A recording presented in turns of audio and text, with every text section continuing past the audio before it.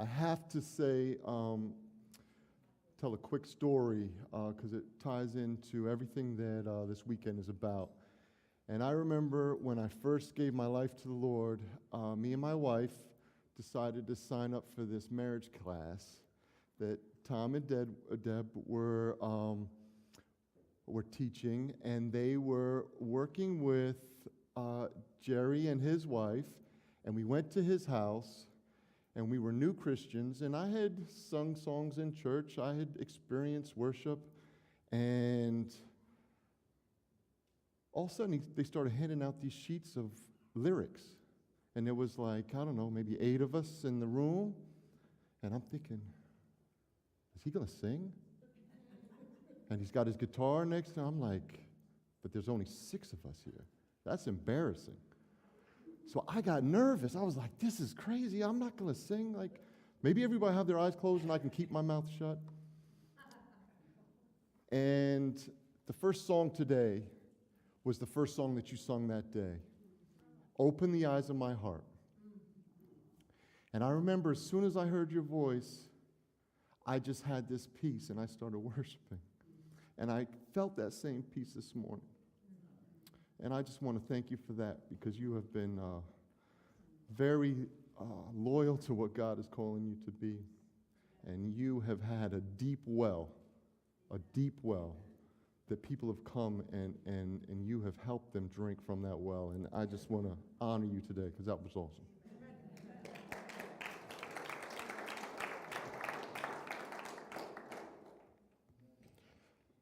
This weekend we talked a lot about maybe some things that the church are missing and maybe some broken things, but again, before I start, I want to tell you that one thing that's not broken in this church is the presence of God. Oh my goodness. I think I got at least 3 months of worship in one day. My goodness.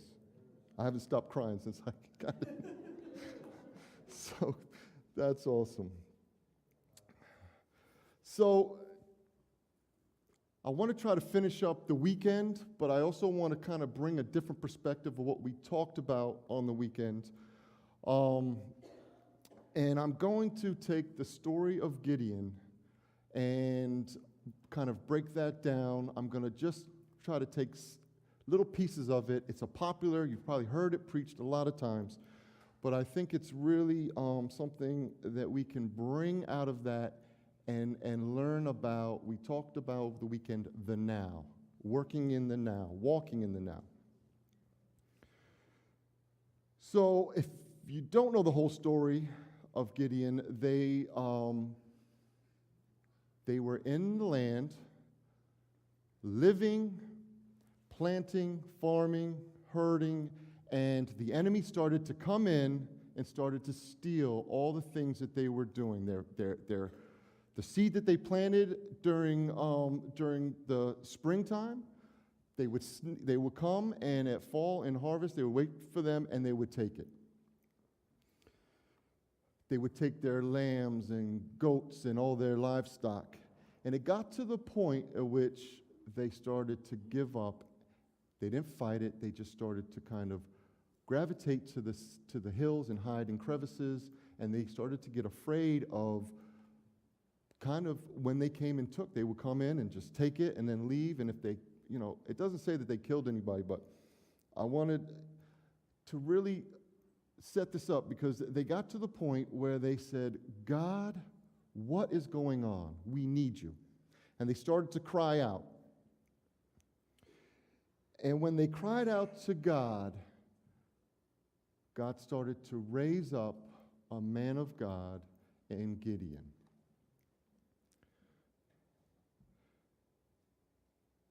But before I stop and we talk about Gideon, I want to really break down different perspectives of the story, because I think we look at these leaders and these awesome men and women of God in the Bible, and we look at them and we look at them as these almost like, okay, that is them, but where am I? And the story of Gideon has 2 main kind of a lot of themes, but one theme is, yes, God called a leader, but he also called an army of God to walk with that leader. So today, I want to talk about the different leaders in the church, and I'll lead up to it with a story from Boy Scouts. I'm a Boy Scout leader, and I have recently just started about a year and a half ago, and I realized this was a platform for me to teach leadership skills, and not just any leadership skills, but servant leadership skills in young men who are hungry to learn these skills and actually will do what I ask them to do. They'll work it out. You'll see their minds going. So every day after a meeting, I meet with them, and I have this thing, it's called a Scoutmaster Minute. And I'm supposed to speak in a minute, but that never happens. But we try to end the meeting with something positive or something that they can kind of chew on during the week until the next meeting. So I was talking about servant leadership. You know, the theme is leadership for the whole year. And I started to realize that every time I talked about leadership, even their bodies would turn and face the leaders that they knew had a title. And as I was speaking to them, it was almost like boom, boom. That's not me. You're talking to them. So I started to talk about big L and little L. And the kids liked it because I was putting my finger, big L, little L. And once I calmed them down about the loser stuff, I said, what is a big L? And this little kid named Tommy rose his hand and said, big L is the big leader. You're the leader. I said, is there any other big leaders here? And they started to break down, and I kind of walked them through the hierarchy of the Boy Scouts. So there's a scoutmaster, there's assistant scoutmaster, then there is the senior patrol leader, who is he's an actual scout, a young man that's in charge of the whole troop. Then he has an assistant assistant senior patrol leader, and then they have patrol leaders and then assistant patrol leaders. And then underneath there's other leadership roles that everybody can get into. And they listed all these things. And I said, so there's them, and what are you? And they said, we're the little L's. And I said, what does that mean to you? And I said, I want to flip that around. I want to flip the big L over to the people that actually are the ones being led, and the little L to the ones that are leading. Because that's the perspective that we need to get from God and understand that we don't have a title. Because we don't have a title doesn't mean that we're not a big L. And the story in Gideon balances the two. We have a powerful man of God who stepped up to the plate and walked in this leadership role and rallied the troops, but yet he has this army that worked through their issues and came down, and God basically shaved down this army, and we'll get into that. And I want to say that Gideon was a little L, and the army was the big L, okay? So when we go through the story, I want you to think about that as we go through. The little L's have a bigger sphere of influence. So if you think about, just in the Boy Scout situation, we have the senior patrol leader. There's one of them. And they go around and they make sure that everything is going good. Each patrol is doing what they're doing, but they don't go to the people in the patrol if they're acting up. They go to the patrol leader. Then the patrol leader says, okay, assistant patrol leader, we got to get our group together, we got to calm them down. And then they go to the team or the patrol and say, hey, calm down, we got to get something done. So what if the person that was in the patrol that wasn't a leader with a title said to the others, let's calm down, we have something to do? How would that affect the patrol? How would that affect the troop? How far could we grow and learn if everybody had that principle that they are a leader, and I have the ability to speak into the next person's life next to me and control my sphere of influence?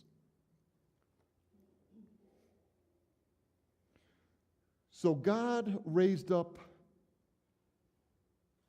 this mighty man of God, or mighty man of valor,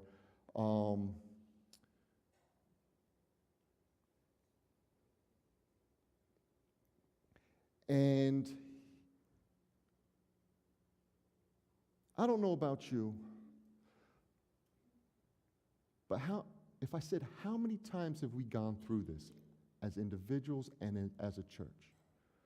We get a word, we get a feeling, a sense that God is going to move, and we get to that point, and we feel the enemy takes it away. We plant, we sow, we tear up the ground, we put in the good seed, we do the work, and we get to that point, and the enemy takes it away. How many times does that happen until we get complacent and move into the mountains and say, God, I can't take this anymore?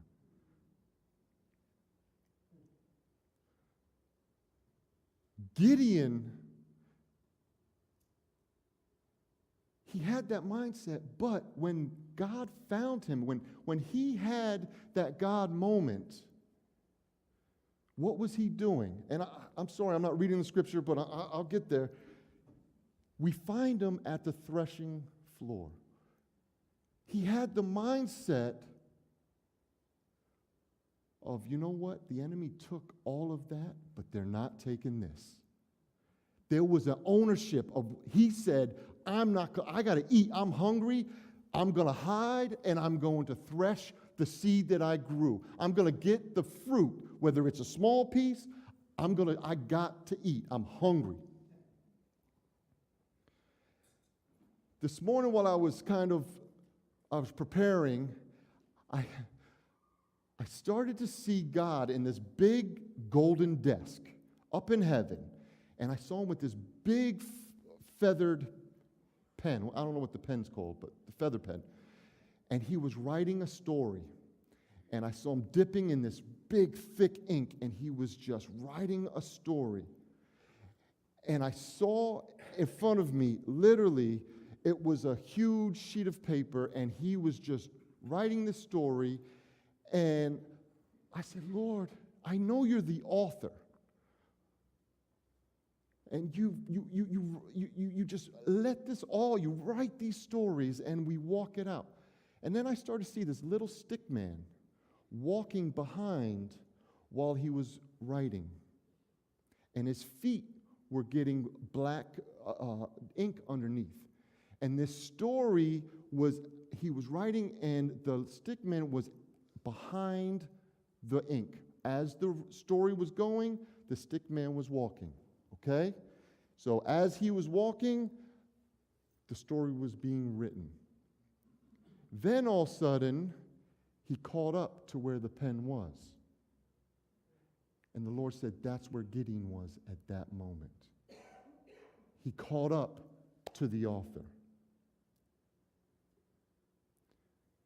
But then I saw him step in front of the pen, and I saw these black footprints, moon boots, if you were here yesterday.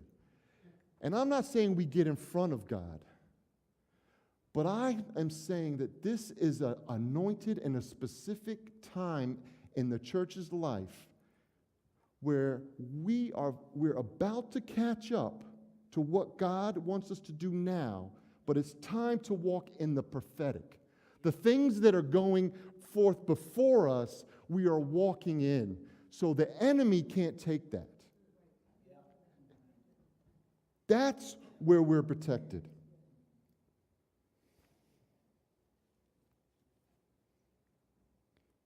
So Judges 6:12 just kind of introduces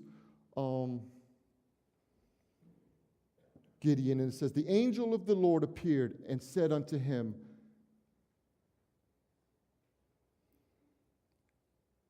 the Lord is thou mighty man of valor. I'm sorry, that doesn't sound right. The angel of the Lord appeared unto him and said unto him, the Lord is thy mighty man of valor. Do you think that he felt at that moment, when that pen touched the ink that just was written, and he was in that moment, that now moment, did he feel that he was that man of valor? Did he know that he was a hero, that he was going to be written about 2,000 years later, saying that this man had a faith that was unmatched? He walked in this mighty footprints and took the land back from the enemy. Did he know that? No. So this vision that I had, I kind of was like, oh, okay. And then the story kind of goes on. He starts to walk in his anointing. He starts keeping up with that pen. And I'm not going to read all the scriptures, but I will tell you, he starts to do some things. He breaks down some altars, and he takes some of the idolatry out of the people, and he starts to make a change. He's working. He's doing what God is asking him to do. He's being pressed on his beliefs and walking in faith. At what point did he say, okay, I'm doing all this, but is the enemy coming? So he wasn't walking in that fear like the enemy was coming back. He just kept on staying with the pen. Walking. So he started to realize that God was with him and that he was protected because these things were happening. He started getting a little more confidence. And the Lord asked him to rally the troops. We're going to go fight the enemy. Put out the word and gather the troops. And it says, then Jerubbaal, who is Gideon, and all the people that were with him, rose up early and pitched tents and beside the well of Harod. So the host of the Midianites were to the north side of them by the hill of Moriah in the valley. And the Lord said to Gideon, the people are with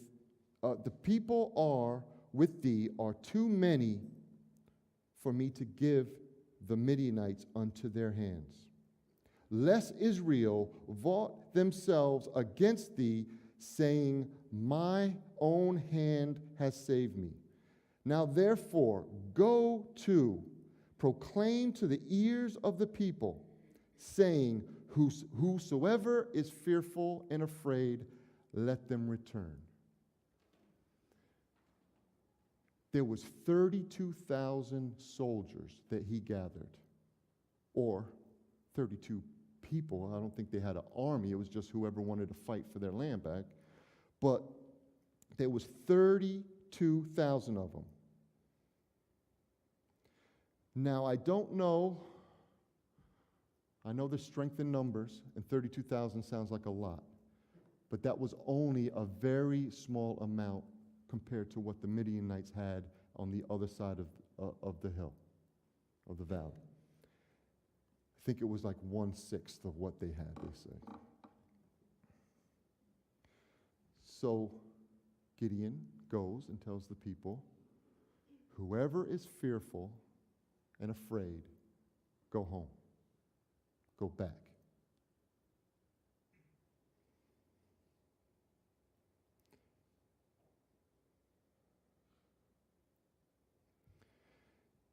And they departed from Mount Gilgad, and they returned the people, 22,000 of them left that day, and 10,000 remained.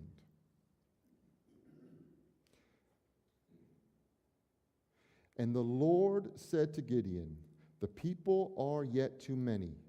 Bring them down unto the water, and will try them for thee there. And it shall be that of whom I say unto thee, this shall go with thee, and the same shall go with thee, and of whoever I say unto thee, this shall not go with thee, the same shall not go. So he brought down the people unto the water, and the Lord said unto Gideon, every one that lappeth up the water with his tongue, as a dog lappeth, him shalt thou set himself. Likewise, every one that bows down upon his knees to drink, and the number of them that lappeth up the water were only 300. So he brought them down to the water, and out of the 10,000, 300 lapped up the water. So I want to kind of break that down. I know, I'm sorry, I think I missed a couple words because when I cut and pasted, so I apologize for that. But I want to break that down. So 32 were ready. 32,000 people were ready. They were willing to come and fight. 10,000 were willing, and 300 were able. The 32,000 honored God, right? Honored their people. They answered the call. They showed up.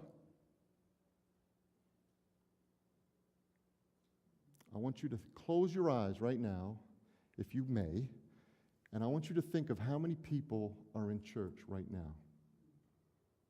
How many people are sitting in the pews in America right now? How many of them just showed up? They didn't have expectations that God was going to move. They didn't understand the objective of what God is doing in our now. They're weary. It's the truth. Our body has sickness, financial issues. We are hurting as a church. I am hurting.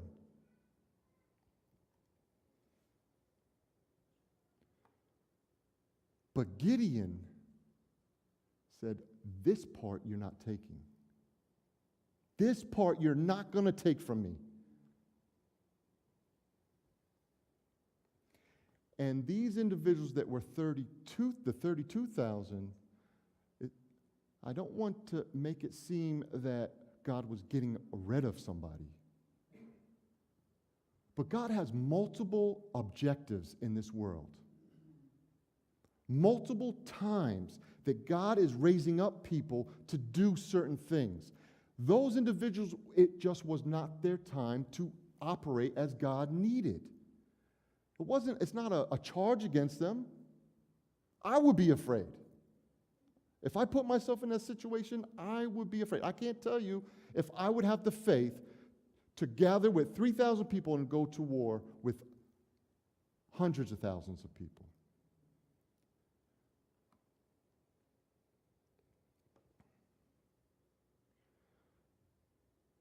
So then the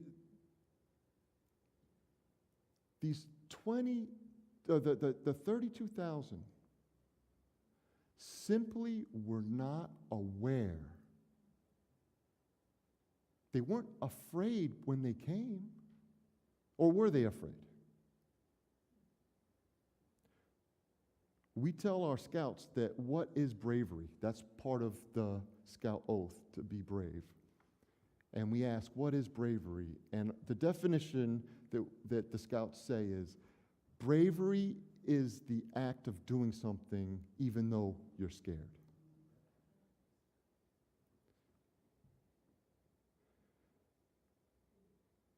being aware of fear and how that affects us and how that affects our sphere of influence is something that I think we all need to understand. We talked about different mindsets over the weekend. We talked about emotional intelligence. And I can tell you that even companies right now are hiring. They're not hiring for skill anymore. They're setting up people. I read an article where there are companies that bring multiple, like 6 or 7 new candidates into a room, and they're thinking that they're staying there for an interview and they're going to wait a turn, and they bring in actors mopping the floor, and the actor accidentally brushes against their shoe, and then they keep on going. And there's a video camera in the room seeing how they react to that. And how they react to it, they gauge what their mental intelligence is. And they will not hire them if that person reacts in a negative way. Because you can teach a skill, but you can't teach awareness and how your thoughts, well, you can, but it's hard to teach it on the job. You can, through Christ, I'm just saying in the workforce, you can't, it's very hard to teach that. People don't want to give up and change their minds, and they want to act the way that they act. So I would like to say, although they were willing, they didn't have the awareness of how their thought processes were going to affect God's objective.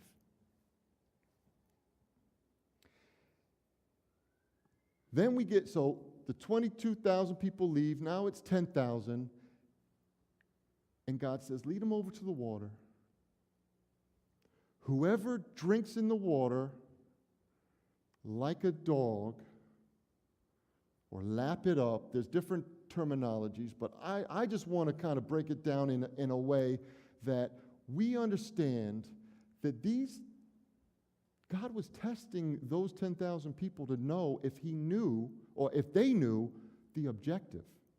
If they knew what God wanted them to accomplish. Because I can tell you, if you ran over to that water, threw yourself into it, and just started drinking and not paying attention to what was going on, you didn't understand God's objective. Because at that moment, they are on the offense.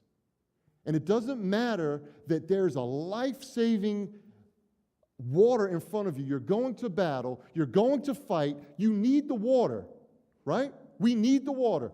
There is a battle going on in our lives that we need life, and it comes out in actions, and we're going and we're doing things, but there's still this battle over here. So how do you battle and do things that are life-giving? And God wanted to see if those people, those 10,000 people, out of those 10,000 people, who would drink the water and check the boundaries at the same time in an offensive way, keeping the offense but drinking living water.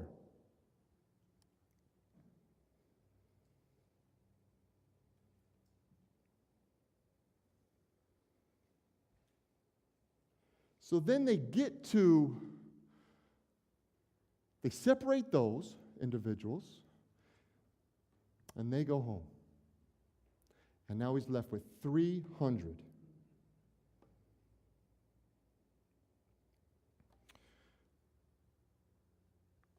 Can you imagine what Gideon is thinking right now?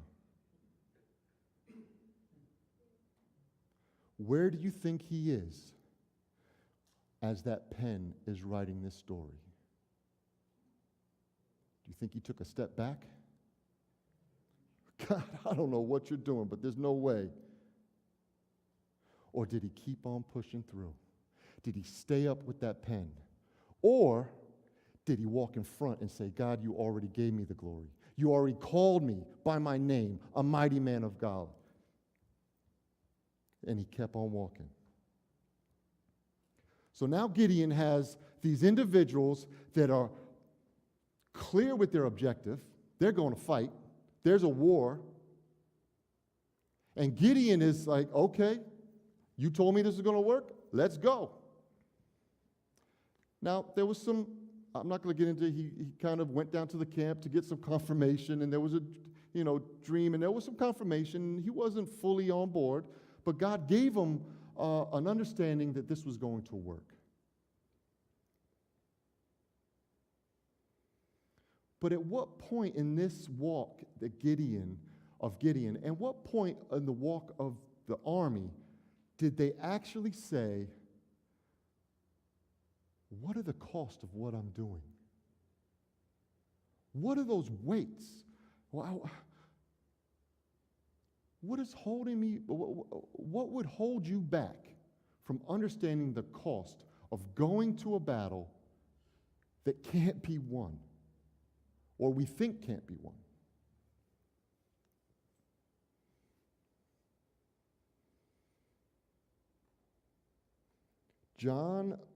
First John states, "He who lives in you is greater than he who lives in the world." And I know everybody knows that. But he does not call us to be downtrodden, oppressed. He calls us to be victorious.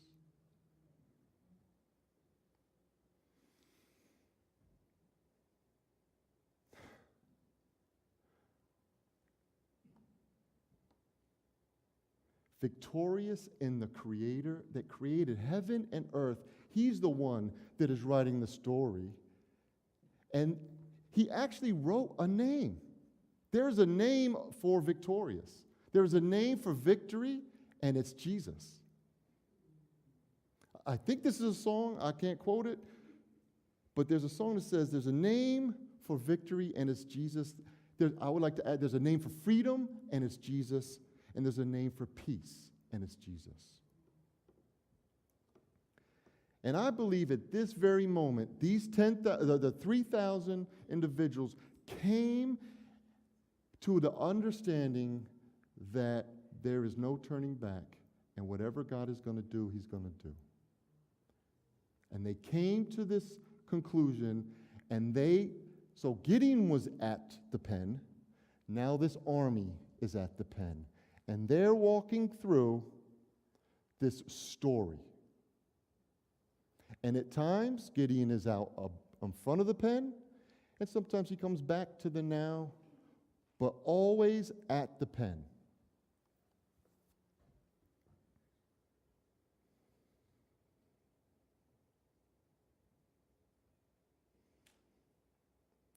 So now they're figuring out what they're going to do. The enemy's on the other side. And Gideon says, the scripture says, and he divided the 300 men into 3 companies. And he put a trumpet in every man's hand, and an empty pitcher, and lamps within the pitchers. And he said unto them, look on me, and do as I do. And behold, when I come to the outside of the camp, it shall be that as I do, so shall you. When I blow the trumpet, I and all that are within me, then blow ye your trumpet.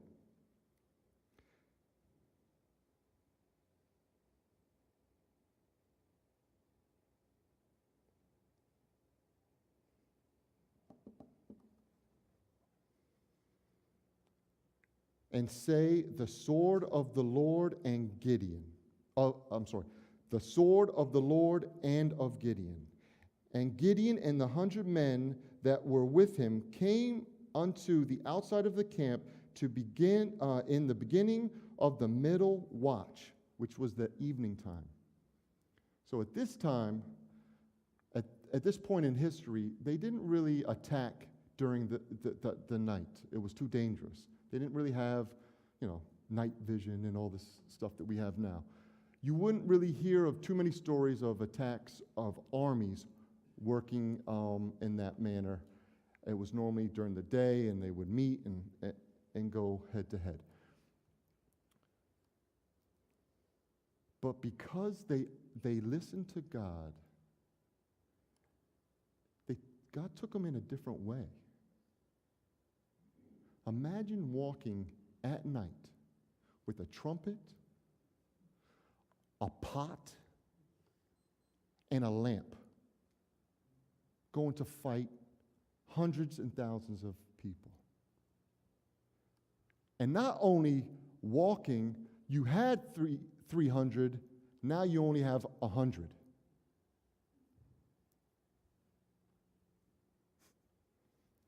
God doesn't call an army with guns, knives, and they didn't even have swords or sticks.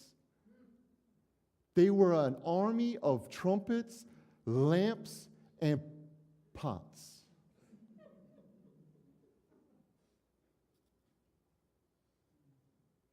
I don't know about you, but I would be thinking, okay, this trumpet, I could hit a couple people in their heads. I'll break the pot, and I'll have something sharp to cut somebody. And the lamp, I'll wait until they run, and I'll throw it at them. I mean, what kind of strategy would you have?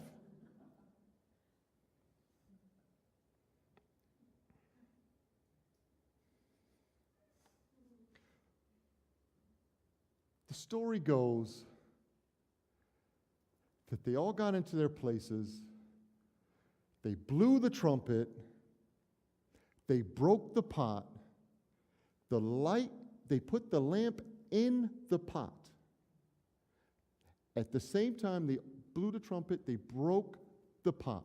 So now the enemy is looking up and they saw a lamp. They saw a light.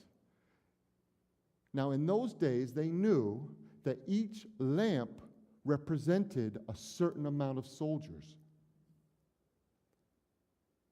So they didn't see the soldiers, they saw the light. And they got so scared and confused, they turned on themselves and killed themselves. And ran, and whoever didn't die, they ran and left that area.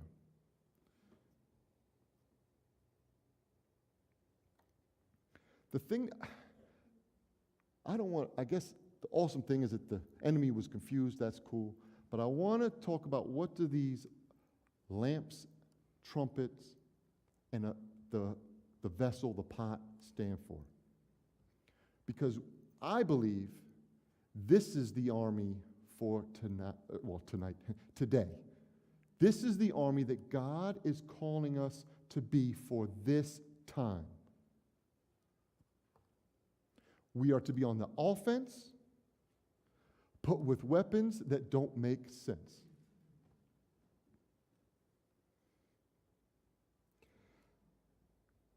So it says that the trumpet was on the right hand.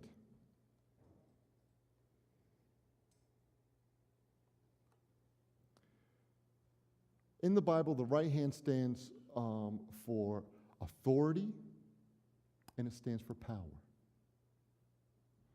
So that trumpet that we blow is the Word of God. It is the voice of God.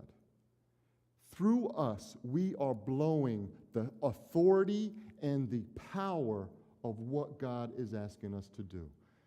In every situation, we have that trumpet. When we talk, we have that trumpet. When we're at work, we have that trumpet. When we're in the church, we have that trumpet. The light, or the lamp, held in the left hand.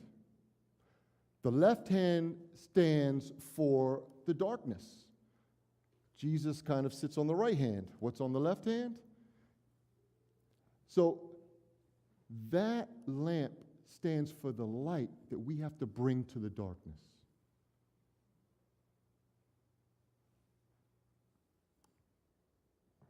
And the vessel that the lamp was held in, what does that stand for? Us. If we are the avenues of how that light goes out to the world, then we as individuals have to be broken. We have I have a lot of issues. I am a mess. If we are avenues, sometimes I act like a dead-end street or a cul-de-sac. I allow God to come in, but those issues stay right here, and they don't flow out. If we are avenues, then it should come from here out. But to do that, we have to be in a broken state. We have to be in this place of humility. And that's the hard part. I think we all know the power of God. We've all experienced it. Mostly every Christian in some form have understood the power of God. We even understand that Jesus is the light. We say it all the time. We even understand that we are a vessel for this. But sometimes I don't get how broken I really need to be. Because he breaks me and then I try to fix it.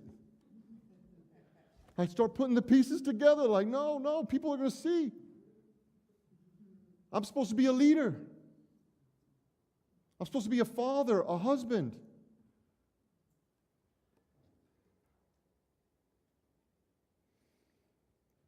Isaiah 43:18 says, "Do not call to mind the former things or ponder things of the past. Behold, I will do something new. Now it will spring forth. Will you not be aware of it?" Be aware of it. We're talking about being aware of our thoughts, aware of what God is doing. I even make a roadway in the wilderness. I think we're all in this state of wilderness. But the roadway, to me, is not on the floor. It's not a place that we could take our cars or walk on. The roadway is through us.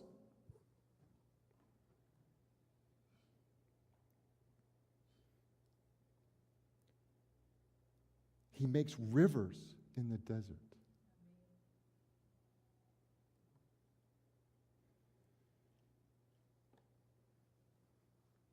Psalms 149 states, "For the Lord delights in his people. He crowns the humble with victory." They got the victory that day. They cracked the pots. They humbled themselves.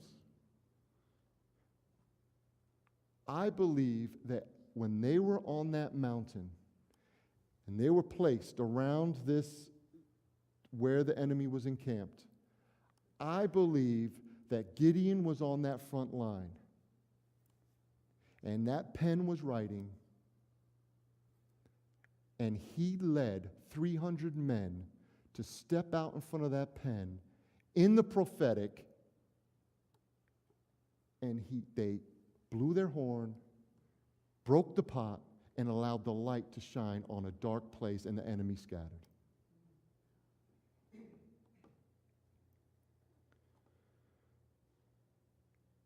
The story kind of goes on, and they chase them out. But I want to drive home the point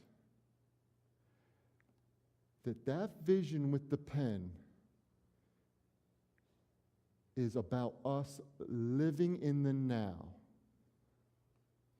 And as we shed those weights to jump in the race and to do those things that God is calling us to do, I believe there's another step from the now that we can't get involved in, that we can't get hold back on, because it's easy for us to get complacent even in the now. He's calling us to take one more step past that pen today.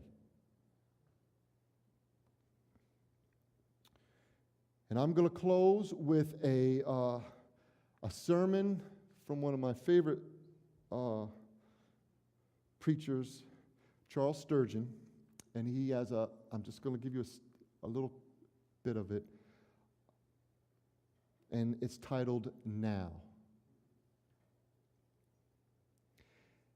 And it says, I would pray thee remember that now is the accepted time, and therefore now seek to get thy heart warm. And when the service is over, think thou hearest the now, and begin to speak to those in the pew, or on the way home, talk to any person that you may meet. And then tomorrow, do not say, Sunday is over. I cannot do the things during the week that were spoke about on Sunday. But hear the clarion sound of this word, now. You have a sister unsaved. Pray for her now. You who have a brother unconverted, write to him if you can't talk to him. And do it now. There is a court, a blind alley, which needs visiting. A dying man who needs instruction. Do it now. For now is the day of salvation, and again, I do not care what you do with your tomorrows. If you will but give God your now, your tomorrows will be all right. For duty, then, let the Christian prize the now.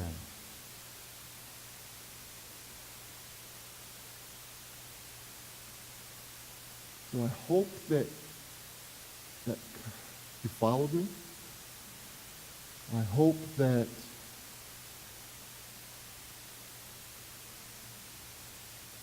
God is speaking to those things that this is out of my comfort zone too. I'm preaching to myself. I'm talking to myself because I can tell you living in the now is scary. And then this morning I was preaching the now, saying, okay, I got there, and now he's saying take more steps forward out of the now into the prophetic, into the things that I've called you in so you can see the spiritual realm and claim that victory.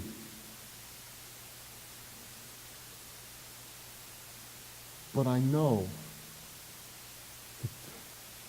that the army that God has created is us.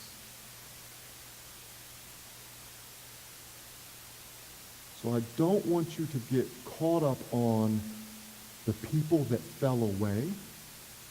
I want you to get focused on that he has called you and you are a part of those 300 right now.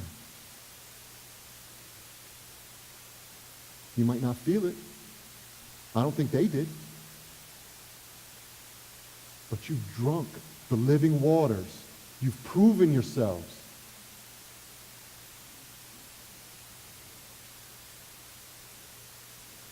And now he's asking us to step out as those broken vessels and change our spheres of influence. If those influences could be here in the church, but if we say that we are an avenue for Christ's love and light to shine through, that comes every place we go. And if we're walking in the prophetic, and we understand what the story's saying, and we understand that the things that we do outside the church are the things that bring life, and the things that we have to do, coaching, fatherhood, all those things that we go through, mothers, brothers, sisters, working. And over here, we think, oh, this is the battle. This is the fight. What the prophetic does, it brings it together.